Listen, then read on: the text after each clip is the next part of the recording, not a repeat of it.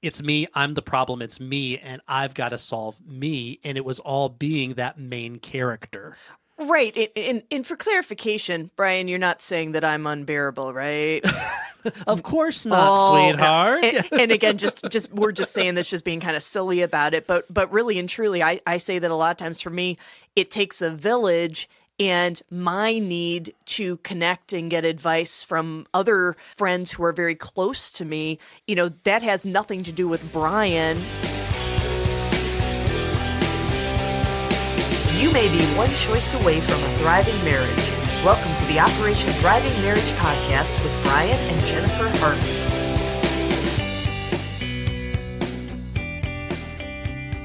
Welcome to the Operation Thriving Marriage podcast with Woohoo! Bryon and Jennifer Harvey. So glad that you're joining us for this podcast. So, hey, sweetheart, I learned something. Uh-oh. What'd you learn? I learned a new Gen Z slang. Oh, you scare me. So I learned what main character energy is. Oh my goodness. Okay, so what are you learning about this time around? And should I be scared the source that you've learned this from? Right? No. This wasn't a weird source. Well, maybe a little weird, but so Jen is way more interested in pop culture than I am. So usually with things like this, I mean, Jen's just more interested in what's going on, the latest music. I mean, I am jamming still to my favorite bands from the 90s.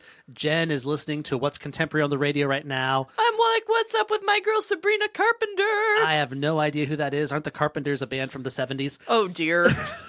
So when it comes to like the slang and the way the quote-unquote kids talk today, saying that on purpose to sound old, Jen tends to be more up on this. So, but recently I learned what main character energy is, and that's this idea of you're the most important person in the story. And honestly, we've used this concept, Jen and I have, when we were doing theater. Jen would teach the actress, so Jen was the director, I was one of her actors, and she would teach this concept, you're always the hero of your own story. Oh, but isn't that the truth, though? Because nobody ever thinks that they're a bad guy in a conflict or in a work situation, school situation, neighborhood situation. It's like, I am never the bad guy. I am always the hero. I am always right. I am always justified, right? Exactly. And so Jen, being the director, would often cast me as the villain, which how we still have a healthy marriage.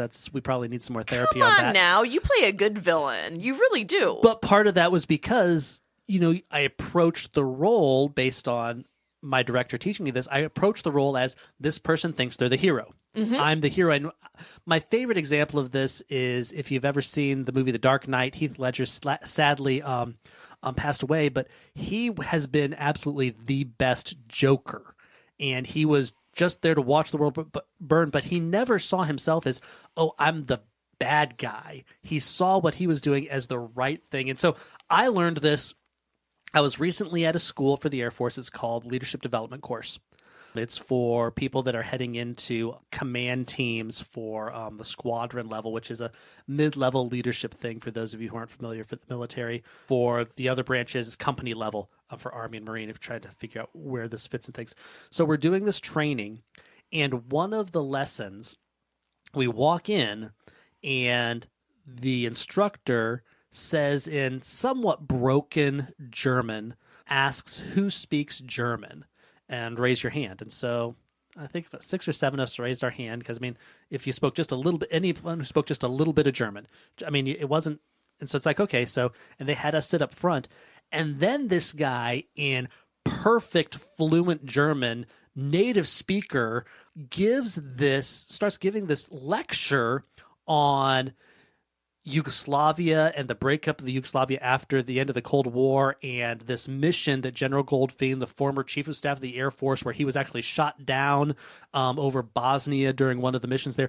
He's telling us all of this in German. And I am sitting in the front row and I can't see what's going on, but I'm super focused because I think that the purpose of this is teaching communication, and I'm supposed to get everything I can out of this and go back to my seminar and tell them what this guy said because, I'm one of the people who can speak German, and I don't speak German that well. I could pick up like every 5th word maybe, but I'm trying to, with the PowerPoints and everything, trying to understand and dig to. And then this goes on, And at some point, someone stops him and asks him in German, hey, can you speak English? Not everyone here speaks German, and does this, and we're trying to figure this out. And then eventually, some people just got up and left. It's like, okay, I'm done. They got up and left, and their response was, oh, I thought that was the point of the exercise, was who was going to take charge and end this thing. And we go back, so we go back to our seminar, and one of the guys, he's a pilot. His call sign was Clean, and so Clean's all, I can't believe the American main character energy of these people who think they're so important, and this is so important that since they can't understand it, they've got to disrupt things. I mean, how many times will we in the military have to be in situations where we just need to politely shut up and listen, and if it's important enough for us to know, we'll get told about it. So anyway, that's main character energy, thinking you're the most important thing. Main character energy in a marriage can ruin a marriage. Oh, absolutely. That's just a recipe for disaster, because shockingly, when you're married, it's not all about you, and it can't be. Right, absolutely. Because I think it's important for a spouse being able to communicate to the other spouse about potentially an unfulfilled want or need that they have. And here's where that main character energy can really, bombard and cause all kinds of issues to blow things up. The other spouse then would immediately start some internal monologue, right, about how they're failing as a husband or a wife because this need exists and it's not being met. So the spouse on the receiving end of hearing this want, this need expressed by the other spouse, goes main character energy, makes it all about them and their failings. What can you do with that kind of a thing? That's so difficult. And it's just like, holy smokes, this is not about you. This is about your spouse. I really felt this way when we first moved to Ann Arbor, because so Jen has some really good friends, and we talk about Jen being an external processor, and she just wants to talk through things. I felt like her need to talk to other people, to her best friends, Barb and Lisa, I love you guys. I felt Jen's need to talk to them or talk to people outside our marriage meant that I was inadequate as a husband because I couldn't bear that. I couldn't give her everything she needed for every source of communication and help her through every issue. But really, I wasn't looking at this as, hey, I'm sacrificing, I'm trying to figure out what's best for Jen. I was looking at this as, hey, it's me, I'm the problem, it's me, and I've got to solve me. And it was all being that main character. Right. And for clarification, Bryon, you're not saying that I'm unbearable, right? Of course not, sweetheart. And again, just we're just saying this, just being kind of silly about it. But really and truly, I say that a lot of times for me, it takes a village, and my need to connect and get advice from other friends who are very close to me, that has nothing to do with Bryon being inadequate, because I don't think that he's inadequate as a husband. It has to do with that extra need that I have.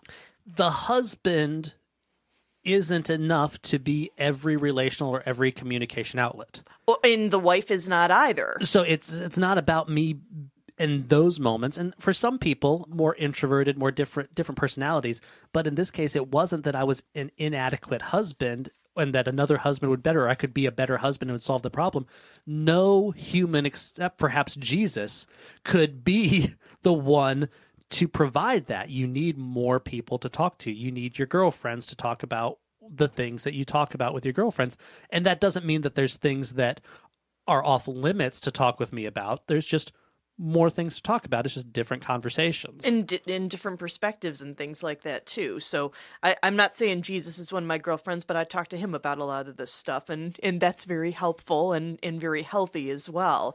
I think that, when we're talking about this, just about that whole main character energy, just the idea of, hey, spouse, it's not all about you. And I wouldn't say that you want to throw that at your spouse, because that can come off pretty mean, but take that on yourself, that if your spouse is having a hard time, your spouse is expressing something to you, it's not all about you. Let's see what we can do to focus on that spouse. Because if I want to say, when we talk about these things, one of the core tenets of Operation Thriving Marriage is you can't fix your spouse. Sure. You fix you, and you be the best spouse you can be. And when both of you are being the best spouse you can be, you'll have a thriving marriage. Yes. And so definitely never tell your spouse, hey, this isn't about you. It's not about you. Now, lovingly, you may need to remind them of this, that, hey, you need to look at things and not be prideful, because focusing on yourself, even when it's negative,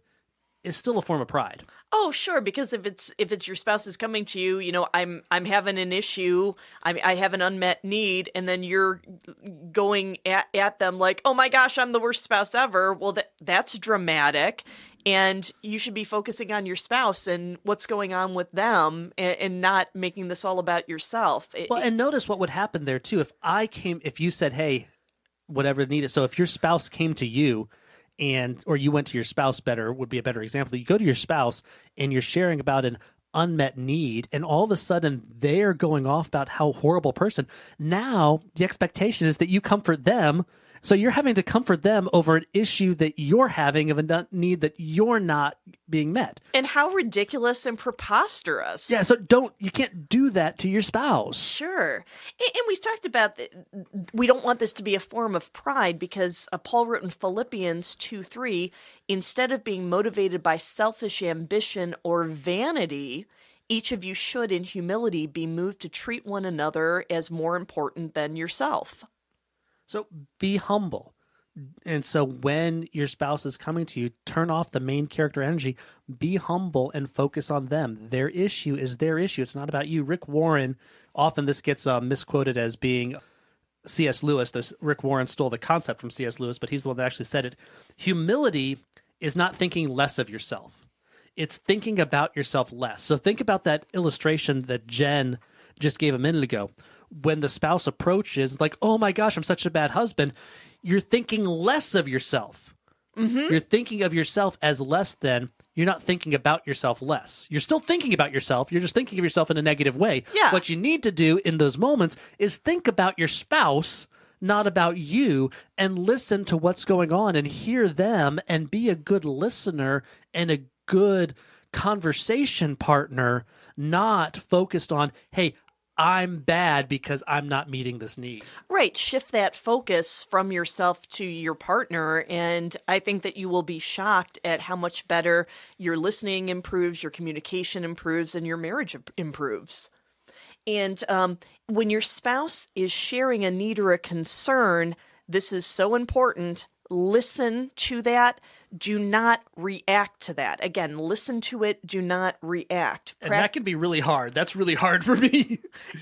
But it's important to do, right? Yeah. It's like you got to listen. You got to hear what's going on. Don't react to it. So you have to practice this active listening, but don't try to solve the problem unless your spouse has asked you for that. And your spouse may ask you for that. Right. But out of the gates, listen, don't react. Your spouse in that moment may not need anything from you more than a sympathetic ear. Mm-hmm.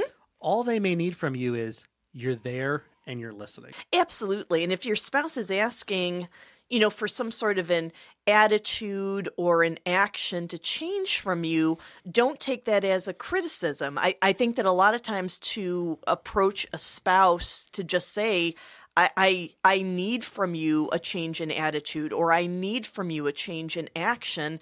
That's being vulnerable. That's really putting themselves out there because, again, the response, you might have a good anticipation as to what that response is just based on knowing your spouse well, but it's still putting yourself out there, and you should be honoring of that. You want to treat that not as a criticism, but treat it as a gift, because they could have kept that to themselves, could have harbored resentment, had all kinds of problems. And we talk about that in other podcasts, but taking that not as a criticism, but treating it as a gift, your spouse is practically telling you how you can love them more. And you should be very attentive to that and very responsive to that, because don't you want to love your spouse more?